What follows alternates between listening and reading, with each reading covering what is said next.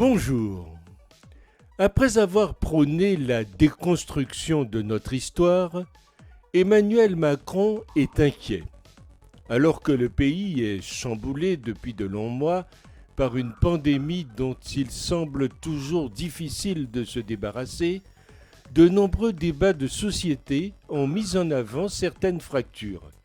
Les questions de racisme notamment apparaissent de plus en plus présentes dans les débats.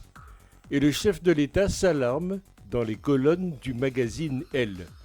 Je vois la société se racialiser progressivement, a-t-il ainsi admis. Problème, selon lui, la logique intersectionnelle fracture tout, justement car elle renvoie chacun à son identité.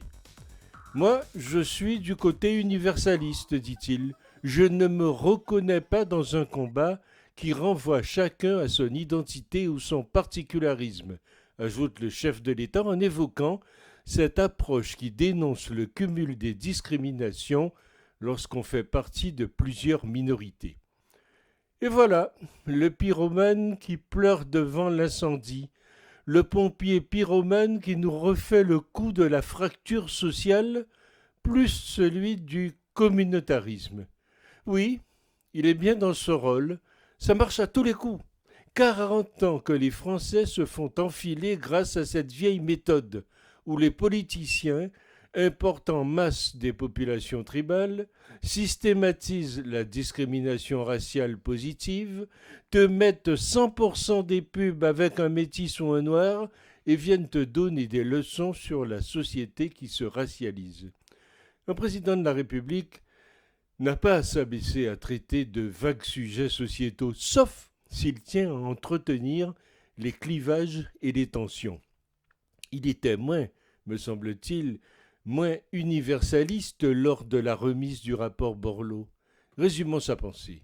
Je suis pour tout ce qui est contre et contre tout ce qui est pour. La société est effectivement divisée. Les super riches qui exploitent les damnés de la terre et s'en servent même comme rats de laboratoire. Les différences de couleur entre les rats n'est qu'un pitoyable enfumage. La faute à qui ? Ne pensez-vous pas, mesdames et messieurs, nos dirigeants, avoir quelques responsabilités dans cet état de fait ? Soyez un peu plus à l'écoute du peuple. Changez vos conseillers qui sont dans leur bulle, bien protégés et privilégiés. Il a aussi sa part de responsabilité. Tous les pays du monde ont une droite, une gauche. Et ce président, élu par réfraction à cause de l'affaire Fillon, a voulu inventer le « en même temps ». Je détruis l'ancien monde et j'invente le nouveau. Moi, le mien. Derrière lui, ses riches sponsors tiennent tout le système médiatique. Voilà, il a été laminé à 6% aux élections régionales, même en envoyant tous les ministres importants. 48 heures après, la raclée électorale, un sondage miraculeux. Un toutes les semaines. C'est lui qui sera élu en 2022. On se lamente de l'abstention, mais un Français lambda, qui écoute cet enfumage toutes les semaines à la télévision, qui le lit dans la presse, n'ira pas voter. Les jeux sont faits, à quoi cela d'aller voter, puisque Macron sera élu ? Aucun pays européen n'a ce genre de pratique insupportable. Un sondage toutes les semaines, déclarant le vainqueur même à 1, 2 ou 3 ans des élections. Cela devrait être prohibé d'utiliser les méthodes de Madame Soleil.